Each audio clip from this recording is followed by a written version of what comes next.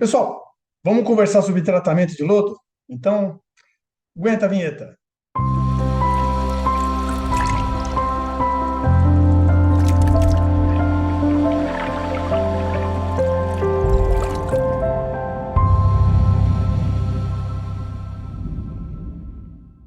Olá a todos, aqui é o Dr. Fábio, direto do nosso canal da EcoClass para o nosso programa Bate-Papo sobre saneamento. E hoje, um detalhe, galera, hoje eu estou no Brasil.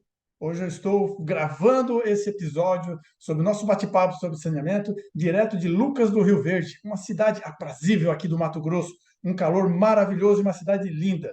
Recomendo vocês que venham visitá-la. Mas não foi sobre Lucas do Rio Verde que eu convidei vocês para conversar, se bem que seria muito bacana. Convidei vocês para conversarmos sobre tratamento de lodo. Pessoal, para quem trabalha numa estação de tratamento de esgoto, sabe o suplício que é a linha da fase sólida. Como ela se transforma num gargalo para a operação, como é problemática. Não prometo resolver os problemas de vocês de operação. O que eu prometo aqui é conversar a respeito das etapas que envolvem esse tratamento de lodo, da necessidade desse tratamento de lodo. E aí, infelizmente, o angu, o caroço no angu, vocês vão ter que continuar tratando aí no dia a dia e eu espero que agora, com um pouco mais de conhecimento e de vontade de se aprofundar mais sobre esse assunto tão instigante e tão necessário. Galera, tratar lodo é uma etapa caríssima. E hoje, o lodo gerado na estação de tratamento de esgoto, ele pode ser revertido em dinheiro se a gente enxergá-lo como recurso. Espero que esse bate-papo também sirva para isso, para que vocês percebam o como temos nas nossas estações de tratamento de esgoto a geração de toneladas de recurso que ainda, infelizmente, terão um fim que eu vou mostrar para vocês e abordar no nosso bate-papo, um aterro sanitário. Mas já falamos demais hoje, bora lá, vamos dar uma estudada no tratamento de lodo? Então vamos lá. Pois bem, meus amigos e minhas amigas, aqui estamos então para conversarmos hoje sobre o tratamento de lodo gerado em estações de tratamento de esgoto. Vamos fazer uma breve e importante contextualização. Bom, temos aqui um fluxograma básico de uma estação de tratamento de esgoto. Aqui vocês podem ver o tratamento preliminar, composto por gradeamento e desarenador, remoção de sólidos grosseiros, remoção de areia. Um decantador primário, que compreende o tratamento primário. E aqui, entre esse reator biológico e o decantador secundário, nós temos o tratamento secundário e podemos também observar já aqui um tratamento terciário, caso algo além do carbono aqui também seja removido. Tudo isso para gerar aqui o nosso efluente tratado. Bom, aqui no decantador primário, nós temos o acúmulo de lodo e a geração do lodo primário. No nosso decantador secundário, nós temos um acúmulo de lodo e formação do lodo biológico. E olha só que coisa, aproveito para convidá-los a assistirem o nosso programa sobre bate-papo de saneamento, onde abordamos a questão da sedimentação gravitacional, dos tipos de sedimentação. E a gente vai vê-los aqui, quando estudarmos agora o tratamento do lodo, porque tanto aqui no decantador primário como no decantador secundário, observa-se, na maioria das vezes, a sedimentação gravitacional. É claro também que nem todas as configurações de fluxograma de tratamento de esgoto possuem o decantador primário. Isso a gente também vai, em algum momento, abordarmos. Mas, independentemente disso, classicamente, didaticamente, estes são os dois pontos geradores de lodo, ou possíveis geradores de lodo, numa estação de tratamento de esgoto, já que o material gradeado e areia não é considerado lodo. Lodo é um material semissólido predominantemente orgânico. E é esse material que nós teremos que dar conta na estação de tratamento de esgoto. É esse material que teremos que buscar a sua estabilização, ou seja, numa estação de tratamento de esgoto, numa estação de tratamento de água também. É que hoje aqui nosso papo é mais no esgotão. Mas nessas estações de tratamento de líquidos, nós temos uma linha de tratamento do líquido e uma linha de tratamento da fase sólida. São dois mundos distintos e que necessitam basicamente a mesma coisa, serem estabilizados. Vamos ver como que isso acontece? Bom, vamos lá. Primeiro vamos ver como que é gerado esse lodo. O lodo primário. O lodo primário, ele é produzido lá no decantador primário. E o decantador primário, ele é uma unidade projetada com capacidade para remoção de 40 a 60% de sólidos em suspensão totais. É uma excelente remoção para um processo que a única aplicação que nós temos aqui é da força gravitacional e a gravidade ainda não nos cobra. E ao remover essa massa de sólidos, por tabela, nós temos uma redução que beira aí os 40% de DBO. O decantador primário, ele está presente obrigatoriamente nos processos de lodos ativados convencional e filtro biológico aeróbio. É, lodo ativado convencional, porque na aeração prolongada e no lodo ativado em batelada, no SBR, nós não temos decantador primário. Então, basicamente, é isso aqui. Ó. No lodo ativado, está aqui o decantador primário antes do secundário, onde temos aqui o lodo ativado propriamente dito, e no filtro biológico aeróbio, aqui também temos o decantador primário precedendo o filtro biológico o secundário, juntamente com o decantador secundário. Bom, esse lodo primário, nós podemos até, óbvio, que me perdoem a ousadia. Isso daqui, galera, é apenas para termos uma noção de como esse lodo primário é gerado, tá? Digamos que para efeito de dimensionamento de um decantador primário, precisamos de muito mais do que esse simples equacionamento que eu estou mostrando para vocês. Aqui a ideia qual é? É mostrar que o lodo primário, ele é a razão entre a carga de sólidos em suspensão total que entra na estação pelo teor de sólidos vezes a massa específica do lodo. Bom, vamos ver aqui um exemplo. Vamos supor uma produção per capita de SST básica, aí nos seus 40 gramas habitante dia, já que a produção, a contribuição per capita por habitante está entre 35 a 45 gramas por dia. Vamos pegar uma população de 10 mil habitantes e vamos querer que o nosso decantador primário tenha uma eficiência de 60%. Isso tudo para a gente estimar aqui, primeiramente, a carga de lodo. Então, aqui a carga de lodo é a carga per capita vezes o número de habitantes e vezes a nossa eficiência desejada. Isso vai nos dar uma carga de 240 quilos de sólidos em suspensão por dia. Ou seja, nesse contexto que a gente desenhou aqui no exemplo, a estação de tratamento de esgoto, o decantador primário, receberá por dia 240 quilos de SST. Bom, o teor de sólidos do lodo primário, a gente vai ver também quanto ele costuma variar, mas a gente vai admitir para esse exemplo 1,5% de teor de sólidos. E a massa específica, 1.020 quilos por metro cúbico. Substituindo isso no nosso equacionamento, a gente vai ter que o lodo primário, em metros cúbicos por dia, vai dar 15,7 metros cúbicos. Então, vejo que é um equacionamento simples que leva em conta a quantidade de massa que entra na estação e as características físicas dessa massa. E eu consigo, dessa maneira, ter um parâmetro que vai me permitir dimensionar o decantador primário. Ok? Bom, e o lodo biológico? E o lodo secundário? O lodo secundário, ele é muito diferente do lodo primário, porque aqui a gente está falando do lodo gerado pela biofloculação, pela formação do floco biológico ou do biofilme bacteriano, se a gente estiver falando de lodo ativado ou de filtro biológico aeróbio. Então, veja, o lodo ativado e o filtro biológico aeróbio, eles têm uma produção celular muito igual, variando aí de 0,6 a 0,8 quilos de sólidos em suspensão por quilo de DBO aplicado. Vejam, é importante até desmistificar para quem não é muito afeito a questões de emprego do filtro biológico aeróbio. Ele gera tanto lodo quanto o lodo ativado. Na verdade, esses dois processos, eles têm competência de entregar os mesmos resultados, a mesma qualidade de efluente final. O que muda drasticamente entre um e o outro é que o lodo ativado ele consegue ser mais compacto que o filtro biológico. Mas ambos, como podem ver, geram uma massa bem grande de lodo biológico. Não me preocupei aqui em especificar, por exemplo, lodo ativado variante convencional ou aeração prolongada. Tá? A aeração prolongada ele gera um pouquinho menos de lodo do que o convencional. Basicamente, essa é a massa que a gente tem, em média, na literatura para esses processos. Na lagoa aerada mecanicamente, que é um processo sem retenção de biomassa, a geração esperada de lodo biológico é muito menor. Estamos falando aí de 0,3 kg de sólidos em suspensão por quilo de DBO aplicada. Agora, esses valores, pessoal, caem muito quando a gente olha para o processo anaeróbio. Um reator WASB, a geração de lodo biológico está em torno de 0,24 quilos de sólidos em suspensão por quilo de DBO aplicada. Então vejam que o ASB, de fato, é um processo que trabalha muito mais na fase endógena, que consome muito mais, que mineraliza muito mais o seu lodo, por conta das características do grânulo, do tempo de retenção e tudo mais, e, por conseguinte, acaba tendo uma geração de lodo biológico bem pequena. E vejam, os processos conjugados, quando eu tenho um anaeróbio seguido de um aeróbio, a geração de lodo esperada, de lodo biológico, consegue ser menor do que quando comparado puramente com um processo estritamente aeróbico.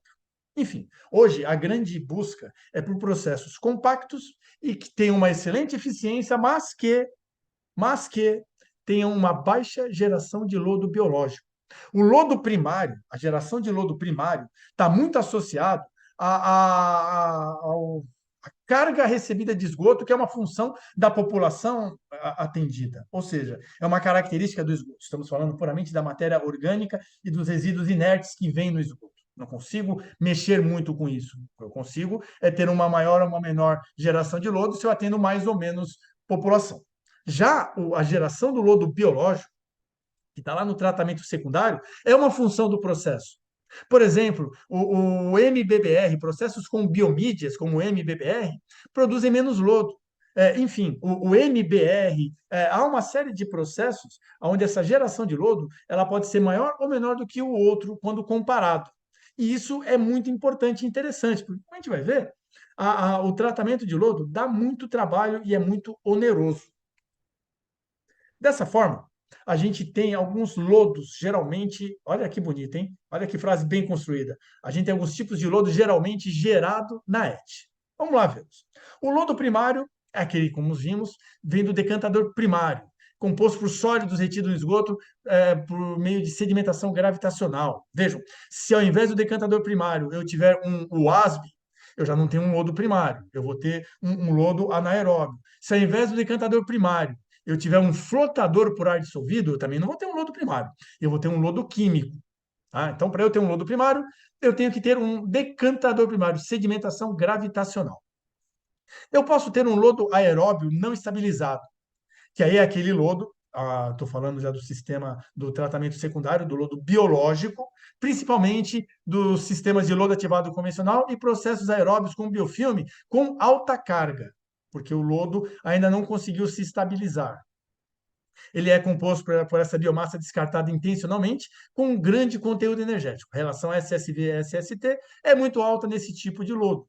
E a gente vai ver que ele vai precisar de uma etapa a mais de tratamento do que quando comparado com o lodo estabilizado. O lodo estabilizado, a sua origem vem de sistemas de lodo ativado com aeração prolongada e processos aeróbios de biofilme com baixa carga, ou também, como a gente vai ver aqui, poderia ter até aqui também, né? Os gestores anaeróbios. Vamos deixar cada um na sua caixinha. Né? Então, nesses processos, a idade do lodo é alta o suficiente para promover essa prevalência da respiração endógena e uma relação SSV-SST baixa, mas também continua sendo composto pela biomassa intencionalmente descartada do processo. O lodo anaeróbio, aí sim, vem dos digestores anaeróbios, principalmente o ASP.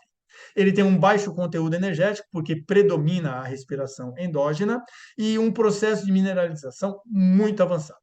Muito mais avançado do que esse cara aqui do aeróbio estabilizado.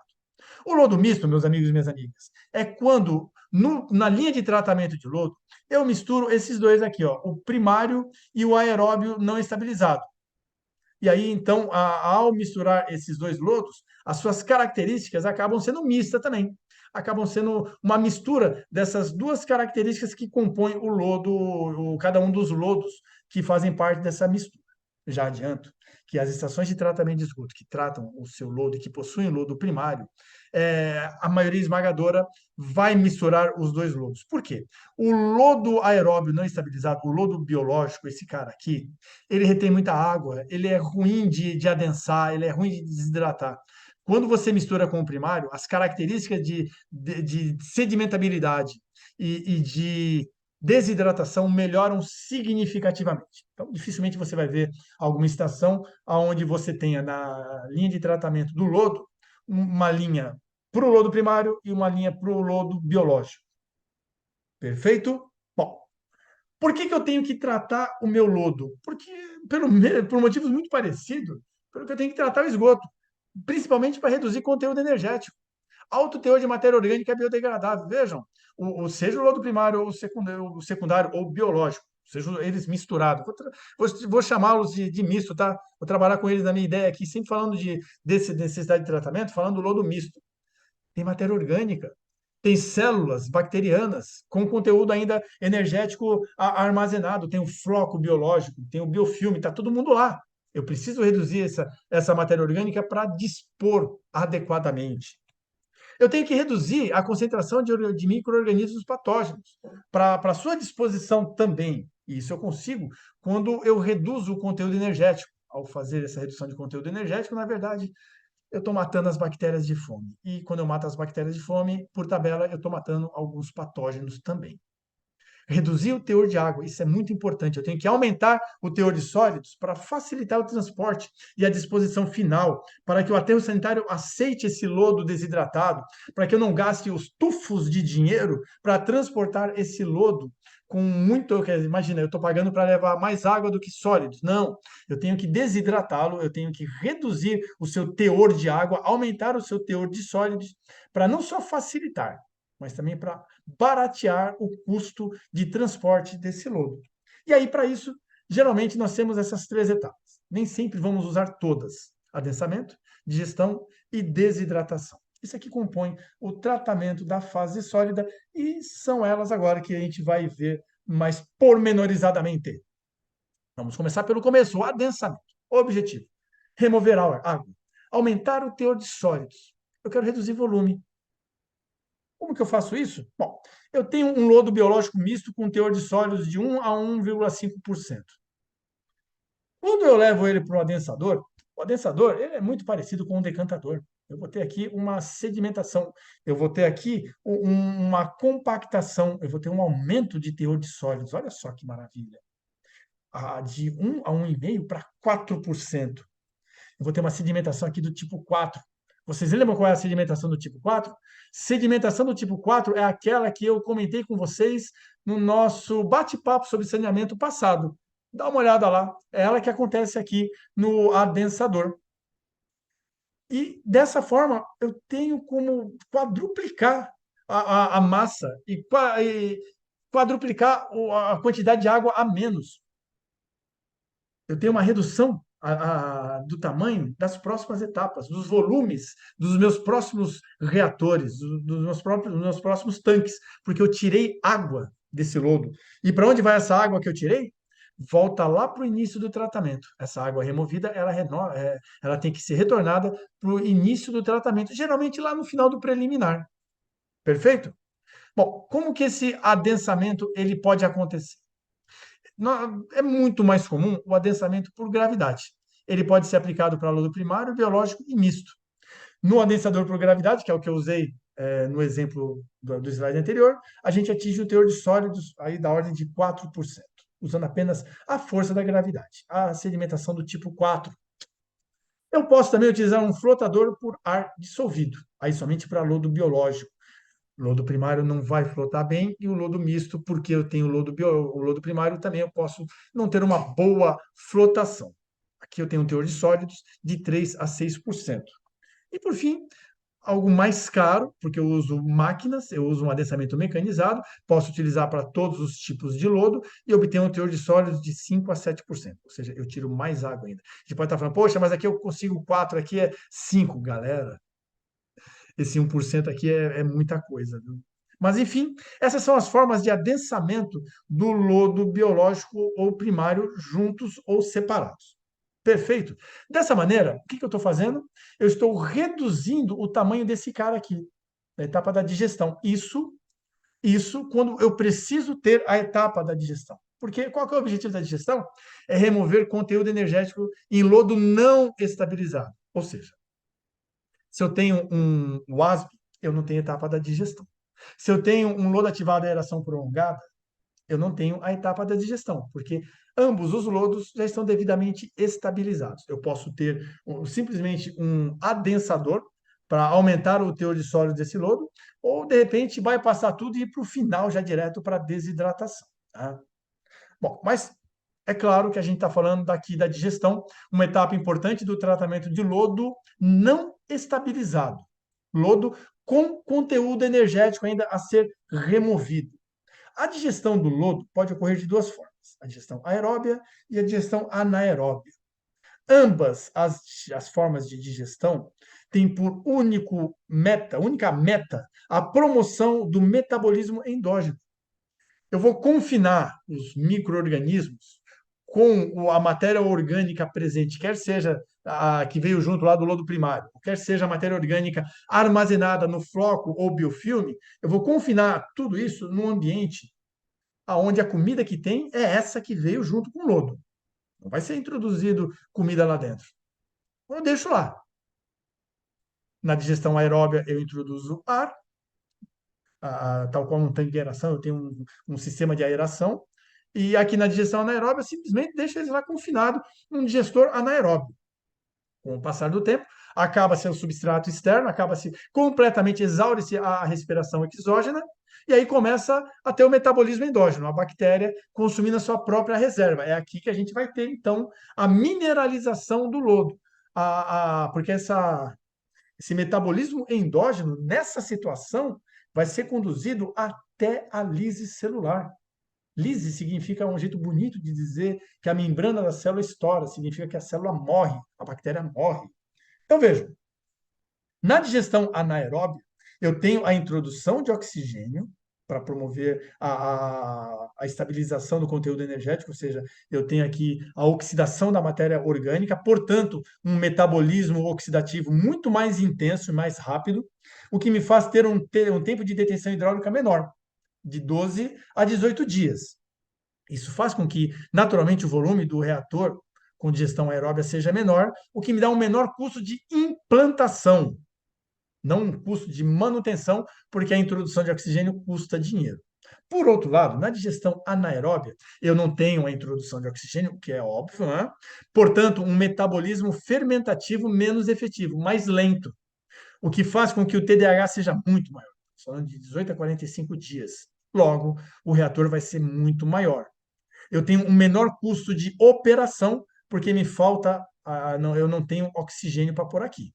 Perfeito?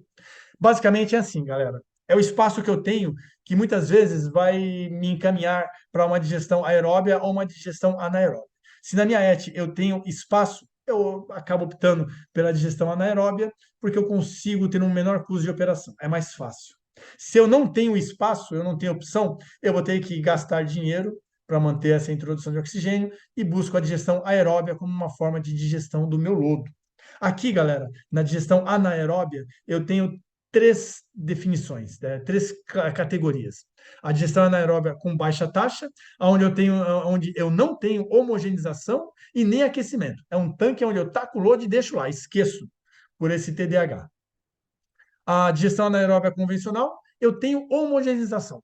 Tenho lá uma hélice que vai mexer esse conteúdo para facilitar, para potencializar o contato da bactéria com o substrato. E eu tenho a digestão anaeróbia com alta taxa, que além da mistura, além de prover a homogeneização, eu ainda aqueço a bactéria. Se vocês lembrarem de um outro bate-papo que nós tivemos sobre o ASB, vocês vão lembrar que a digestão anaeróbia ela envolve micro-organismos ou mesofílicos ou termofílicos. Eles gostam de uma temperaturazinha alta. Essa temperatura é em torno de 50, 55 graus, potencializa a atividade enzimática dessas bactérias, fazendo com que a digestão seja acelerada. Eu consigo, então, baixar aqui esse TDAH com uma digestão anaeróbia de alta taxa. Só que aí esse custo de operação aumenta um pouquinho, porque além da homogeneização, da mistura, eu ainda tenho um aquecimentozinho. Aliás, esse aquecimento ele pode ser provido pela própria conversão dos gases, do biogás aqui gerado, em eletricidade. É claro que aí é energia elétrica. É claro que entra um estudo de custo para ver se é possível, se há gás, se há biogás suficiente, enfim. É só uma possibilidade para se pensar. Perfeito?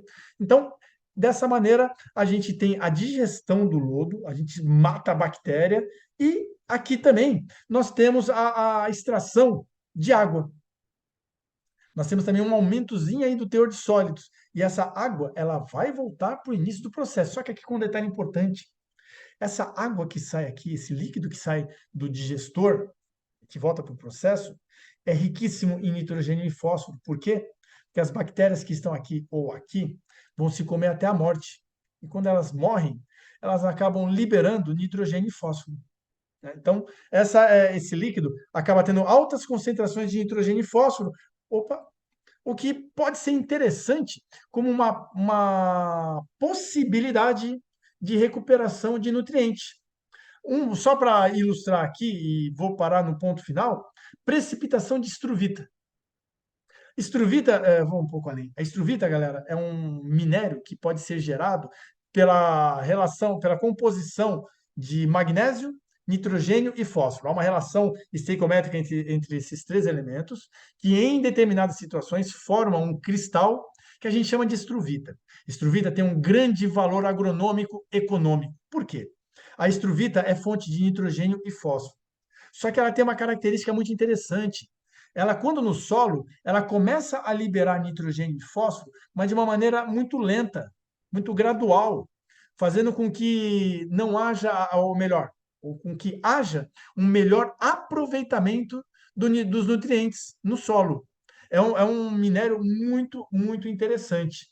E aqui, essa água é uma fonte muito interessante, portanto, para a precipitação de estruvita nessa concepção de ET sustentável ou de ET como sendo uma unidade de recuperação de recursos, que isso vai ser uma outra conversa. Vamos continuar aqui porque a gente tem que ir para a última etapa.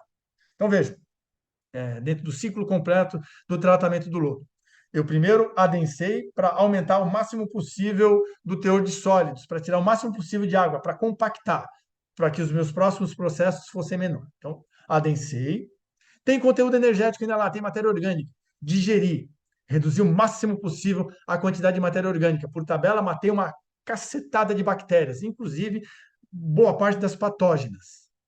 Agora eu tenho que desidratar, eu tenho que reduzir o máximo o teor de umidade, eu tenho que aumentar o máximo o teor de sólidos, no mínimo para mais que 20%, para assim facilitar o transporte e principalmente fazer com que o aterro aceite esse material, porque o aterro não é aceitar, não é obrigado a aceitar, né? Tá certo que você vai pagar para ele a receber o teu material, mas ele pode se negar, por quê?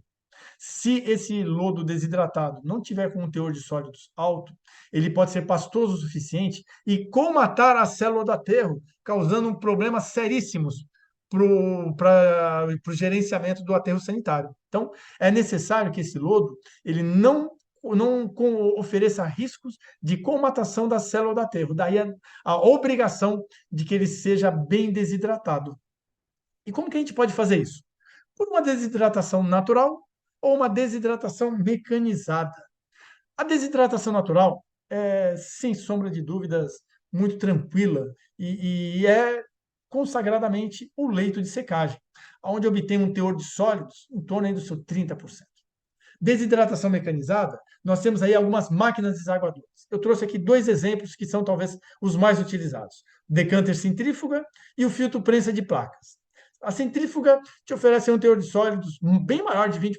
Aqui está bem no limite inferior. E o filtro prensa de placas, um teor de sólidos em torno de 30%. Né? Bom, ambas máquinas desaguadoras, ao contrário da secagem natural, precisam condicionar esse lodo digerido. É necessária a aplicação de polímero para potencializar o seu agrupamento e facilitar o seu desaguamento. Sem o condicionamento, um polímero, você não consegue esse teor de sólido, você não consegue um lodo desidratado. Alguns filtros prensa de placas, além de polímero, você ainda tem que aplicar coagulante e cal. Mas hoje em dia, você tem polímeros bem eficazes para essas duas máquinas que evitam o uso de coagulante. Aqui também você vai ter a retirada de água. E essa água, que a gente chama aqui de clarificado, vai novamente retornar para o início do tratamento. O legal é que aqui essa água, você tem que analisar, você tem que fazer um monitoramento dos sólidos em suspensão dessa água, porque ela é muito importante para você avaliar a porcentagem de captura de sólidos. Esses processos de desidratação, qual que é o objetivo deles? é capturar o sólido. Vamos ficar aqui na desidratação mecanizada para dar o exemplo, né? A centrífuga, ela tem que prensar esses sólidos e jogar para fora. Se foi bem condicionado, você vai conseguir pegar bastante desses sólidos. Você pode não tirar muita água, essa é outra história, mas você vai conseguir agrupar bastante os sólidos. Ou seja, nesse clarificado, você vai perder pouquinho sólido, pouco sólido em suspensão. O que é o ideal? É que essa capacidade de captura de sólidos aqui seja altíssima, superior a 90%. Isso vai te indicar que boa parte do seu lodo está lá na torta formada, né? Você conseguiu compactar o seu lodo, graças a esse condicionamento, formar uma torta ainda com teor de umidade ali considerável, mas você conseguiu pegar todo o seu lodo. Ou seja, você está devolvendo para o processo bem pouquinho lodo. Porque senão o balanço de massa da sua estação vai ser bem complicado. Você vai estar colocando sólidos lá, o que não é legal. Você tem que garantir que esses processos de desidratação tenham uma excelente captura de sólidos. Vamos ver aqui um exemplo de um leito de secagem, né? O leito de secagem, ele funciona assim. É claro, de uma forma bem didática e global. Cada situação tem o seu contexto a ser levado em. Mas vejam, um leito de secagem, em média, precisa de 30 dias de ciclo, aonde desses 30 dias, 20 dias vão ficar para a desidratação do lodo, para a secagem do lodo, exposto à incidência do sol e da percolação do líquido sendo capturado lá embaixo. Eu já mostro aqui para vocês. 20 dias para isso e 10 dias para remoção e preparo e rearranjo do leito novamente, né? Então, olha só, um leito de secagem não é só você cavar o solo, impermeabilizar e jogar o leito. Não, não, e jogar o lodo, de forma alguma. Você tem que ter uma camada suporte, você tem que ter um material aqui drenante que permite que o lodo percole. Pode ser tijolinho, né? Geralmente o pessoal coloca tijolinho, mas você tem hoje peças de PAD que você pode colocar aqui. O fato é que a água vai percolar por aqui e a água vai evaporar. A água que evapora volta para o ciclo hidrológico, vai com Deus. E a água que percola cai aqui nesse sistema de drenagem que vai capturar essa água e mandar lá de volta para o começo da estação. Então, secou, você vem cá e entra com uma maquininha aqui ou com uma pá, vai depender, é claro, do tamanho desse leito de secagem, e arranca tudo. O que às vezes é interessante, dependendo do lugar que você tem esse leito, é ter uma cobertura, para evitar que eventuais chuvas não venham a estragar a secagem do seu lodo. E olha aqui que bonitinho, né? Quando não tem mato crescendo, não tem plantação de mamona, de tomate, de maxixe, é uma maravilha. Ele é muito bonitinho e entrega um lodo bem sequinho, bacana. Já a desidratação mecanizada, vamos ver um exemplo aqui, utilizando uma centrífuga. Vamos supor que a gente queira trabalhar assim, bem pessimistamente, tá? Porque uma centrífuga boa hoje aí entrega um teor de sólidos de 27, 30%, fácil, fácil. Mas vamos supor que o teor de sólidos dessa decanter centrífuga tenha um teor de sólido de 20%. O rodo lodo, a massa específica do lodo, vamos pegar de literatura, 1.020 quilos por metro cúbico, e uma captura de sólido de 90%. Isso aqui é a produção de lodo, tá? Aqui também um exemplo, só para facilitar essa conta aqui, um exemplo puramente didático. 8.212 quilos de sólidos em suspensão por dia de geração de lodo. Aí, o que é esse? Como que eu calculo o volume de lodo desidratado? É a porcentagem de captura de sólidos vezes essa massa de lodo gerada por dia, né? Porque isso aqui é o que eu vou capturar desse lodo aqui de verdade, para estar aqui presente nesse lodo desidratado. E aqui embaixo são as características físicas do lodo, o teor de sólidos vezes a sua massa específica, né? Então, a razão disso vai me dar o volume de lodo desidratado. Substituindo aqui os dados do nosso exemplo, a gente vai ter um volume de lodo desidratado de 36 metros cúbicos por dia. Vejam só, um decanter centrífugo não ocupa quase nada, uns 10% da área de um leito de secagem, né? E entrega um lodo desidratado tão bom quanto, porém com um volume muito maior. Olha só como ele é piquitico. Logo, aqui a gente tem mais ou menos a mesma ideia dos biodigestores aeróbia, né? O que vai levar em conta aqui é o investimento que eu quero fazer e a área que eu tenho. Se eu tenho área para um leito de secagem, faça um leito de secagem. Se não, aí eu tenho que ir para as máquinas e ver qual máquina me é mais interessante. Se é uma centrífuga ou um filtro prensa de placas. Olha aqui que bonitinho. Esse aqui é um lodo desidratado saindo de uma centrífuga. E ele sai bem bonitinho mesmo. É esse lodo aqui que eu pego, levo para o laboratório e faço análise de teor de sólidos. Meus amigos, minhas amigas, vou me despedindo. Espero que tenha sido interessante o conteúdo, que vocês tenham gostado, que deem o likezinho aí pra gente, que compartilhem, que nos ajude a doutrinar o robozinho do Google para ele entender que somos relevantes. Siga-nos em nossas redes sociais. Temos cursos para oferecer a vocês, temos descontos especiais e, principalmente, queremos estar próximos de vocês, levando conteúdo e informação. Fico por aqui e a gente se vê no próximo bate-papo sobre saneamento. Até!